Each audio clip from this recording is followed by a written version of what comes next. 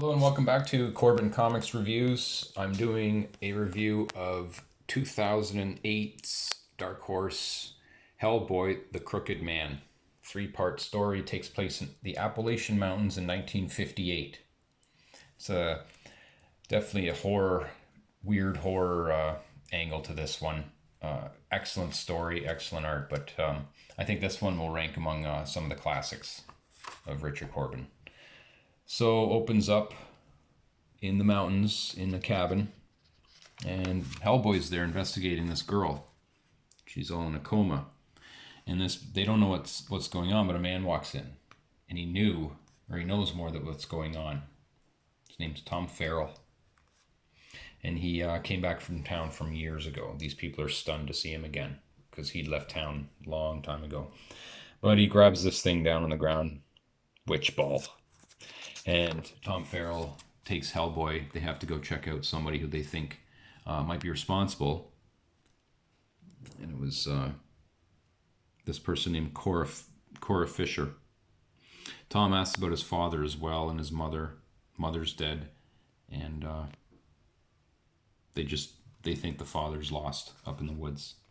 But you'll find out there's more to that story. Tom and Hellboy, they walking over to Cora Fisher's, having a chat. Okay, and here's Cora Fisher's house. Now keep in mind the girl that they were looking at earlier had a fight with Cora. So she put that witch ball on her. And things are creepy up in this house. So they walk in, it's empty. Tom finds under the spot some more witch balls. To basically mess people up big time. Each one of those. And finds this more cursed evidence of where Cora's gone. Looks in here, pulls out this bottle. Disgusting. Creepy. Psst. It's her familiar, Cora Fisher's familiar. And he's talking to her. He's waiting. Hellboy calls in Tom in his room, and there's a skin. Human skin. So they sit down and wait for Cora to come back. She's obviously left her body. And Tom Farrell explains what happened to him. When he was 15 years old, he was tempted by this girl, Effie Kolb. And she turned him over to the dark side. Found a dead roadkill cat, boiled it, took a bone, and he made an oath that sealed his fate. And after making that oath, this person showed up in the woods to haunt him. And he was a ghost or some specter because way back when he had his mansion. But he was only good for two things: causing trouble and making money from it. And that's what got him hanged in the end. But the chief devil in hell sent him back to hoard souls now, steal of gold, instead of gold. And the day that Tom went to the dark side, he found this frog on his front steps. And basically lost it, thought he was damned. 15 years old, hides and goes across the world. Ends up in World War II. And this whole time, that lucky bone that he made the oath to saved his life. And now he's back. And they hear a noise in the other room and come in. And a raccoon scuttles in, crawls into this body. Kick, and stands up. And that's Cora Fisher. And she explains all that she's into. She's into some stuff over her head that Tom knows about. Okay. Then they hear a noise from outside. You just hush now, Cora Fisher. And it's this one here from way back when. Effie Kolb riding this horse. The wind's picking up. You can see the wind picking up. And anyways, you can just tell the art in this that she's pretty high up there. Pretty high up there. And she just flies off, jumps off the horse and flies into the night, laughing. And they take the bridle off the horse, stumbles to the ground, and it was Tom Farrell's father the whole time. You come home, you come. And he passes away. And so these three take the body up to the mountains, higher up in the mountains, to bury him legitimately. So that's first issue. Alrighty. So number 2, open up on the familiar that Effie left. Or I mean Cora Fisher left. Some amazing mountain scenes. Probably all drawn from memory. Just set the tone, it sets a mood. And so they're walking up, they're talking. As they get higher up the mountains, Cora says, Tom, I can't go no further. What's wrong? It's the mines. So towards the place where Effie Kolb should be, or I'm sorry, where the church is, they have to pass through these mines, this area here. And they tell a story about there's people down there inside the mines.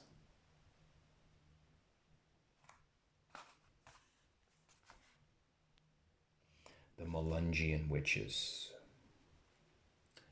Supposed to be descended from the settlers who disappeared at Roanoke Island, got mixed in with the Croatan Indians. There's all kinds of crazy stories about them. They're supposed to be a special kind of evil.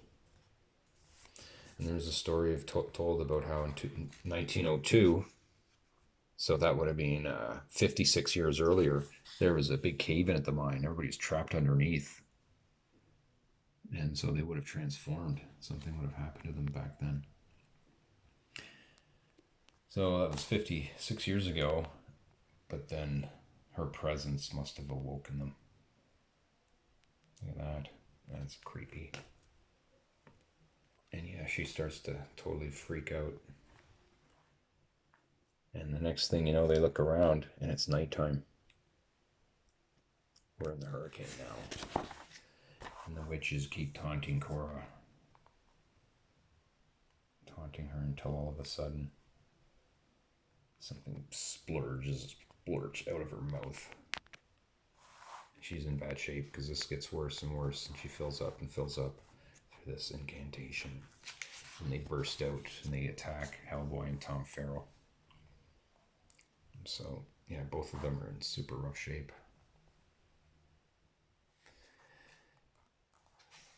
And Hellboy has a vision in a church seeking some sort of explanation or purpose as to why he's on Earth. And this vision is pretty stark. It says he doesn't belong anywhere near good church. But then everything clears up. And it turns out Tom said, I think I might have used my lucky bone to get us out of there. I'm sure it'll be okay. No, it won't. So Effie Kolb appears to taunt them. Ah, yeah, got you to use up your power. And takes off. And they keep going on. They grab the father and they make it to the church. And this is Reverend Watts is in there, a blind old preacher. And that's a decrepit old church in the middle of nowhere, it looks like. And, Reverend Watts mentions a girl came a little bit earlier, and that would have been Cora Fisher sitting there. So the story gets into a deeper level here because when the preacher gets involved, this looks to be like the place, where everything comes to a head. But you'll find out later on why everybody's coming here, like why these witches were sent and why the crooked man shows up. And it turns out, okay, so they gather around, the witches surround the church. They can't enter it. This holy ground. Okay, so he's trying to get repentance. He's trying to explain, his responsibility for this whole entire situation, mostly with Cora Fisher.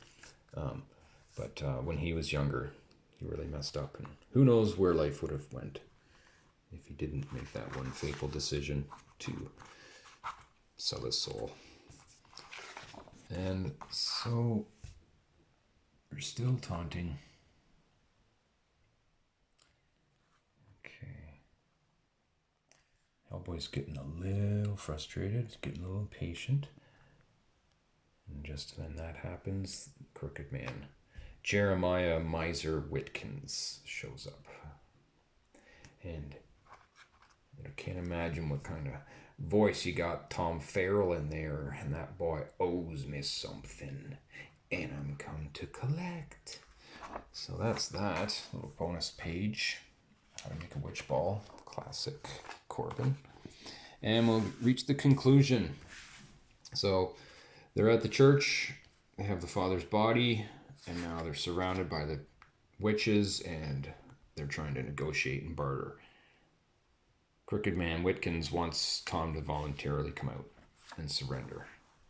But the preacher defends him. Preacher Watts, Reverend Watts, defends him. So the battle gets heavier and heavier. Hellboy comes out. Whitkins has this power, lifts up some stakes and just shoots them. Sends Hellboy flying back. They all laugh. The witches laughed. Hellboy looks though like he's ready to get right back into it. So a little bit more taunting. And the preacher comes back out. Enters the scene. Confronts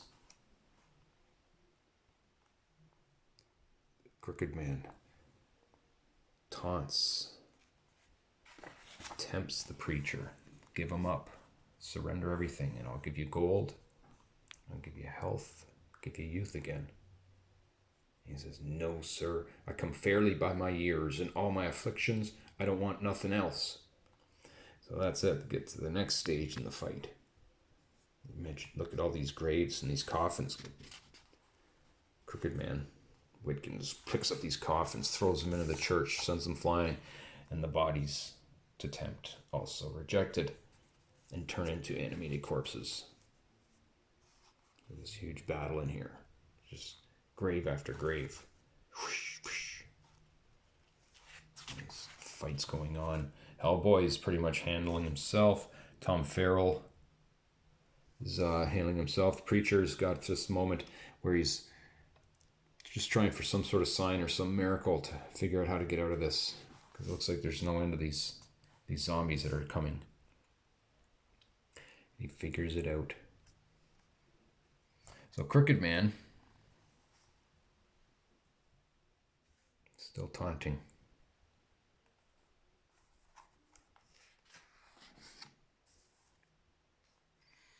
So the Crooked Man says, fetch me that lucky bone of his and come on out of there and we'll have a good old time. You hear that? He's not after your soul. It's that bone. That little bit of power they give to him in hell. He can't stand to be parted with a nickel's worth. You're not using that thing for mischief is driving him crazy. It's like you're stealing from him. I never meant to. Just hand it here. And he grabs it and they put their hands together and they start to pray and they start to channel this energy and they grab the bone and smash it hit it onto the shovel. Makes the cross, sign of the cross, and give it to Hellboy. You know what to do. There's Zoinks, there's Crooked Man, just taken by surprise completely. Hellboy flying out, whack, right on the head. Sends the shockwave. Witches get away, they run into the woods. But pretty extensive damage. So the next day they get their chance to bury the father, Charles Farrell, and just say goodbye to the preacher, tell him they'll be back. They have something to do up in the mountains. There's Cora. And so they're heading up to the hurricane. Indians say it's always been bad. They say there's ghosts and critters up here older than the flood. I can believe it. Wow, I guess this is the place. There's nothing natural about a place like that. Make way back in here.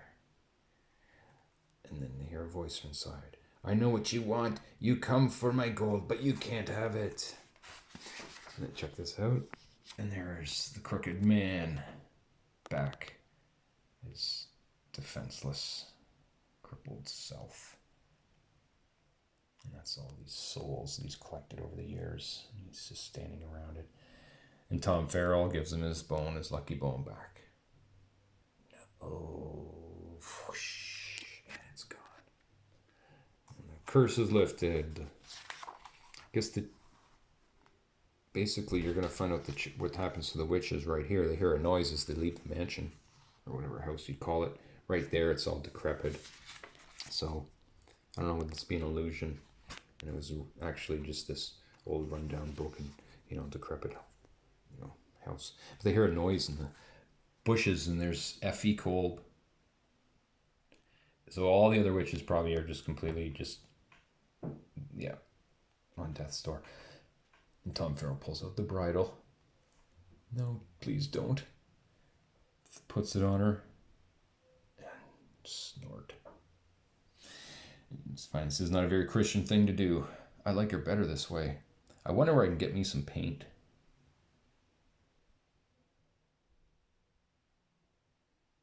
Well done.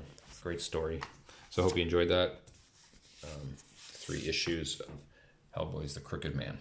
Thanks for watching.